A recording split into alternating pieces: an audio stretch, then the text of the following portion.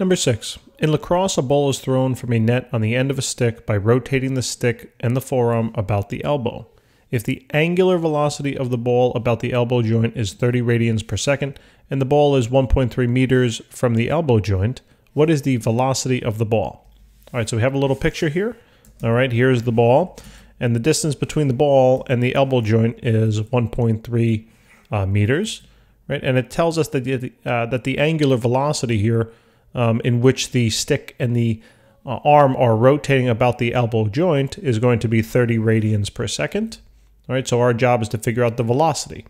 So do we know a relationship between angular velocity here and this distance? Well, you'd have to ask yourself, well, what does this distance really represent?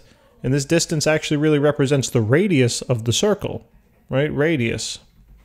If you were to look and think about how the motion might play out, right, if the arm were to go all the way around, I mean, that's a horrible circle, but I do think you get the picture there. So that distance right here actually represents the radius. So you're really thinking to yourself now, do I know a relationship between angular velocity, radius, and then my velocity? And obviously we do. It's right over here, right-hand side, that the velocity is equal to the radius multiplied by the angular velocity. So this is just a very straightforward multiplication problem. Just make sure you have the units appropriate. The radius will be in meters, which it is. And the angular velocity is radians per second. And they gave it to us like that, so this is beautiful. It's just very, very straightforward.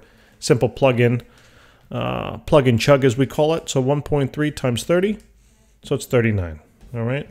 So it comes out to be 39.0 meters per second, all right? And that'll be the velocity of the ball, the tangential velocity right at this location, all right? So thank you guys for tuning in. Please remember to subscribe, and I will see you in the next video. Take care.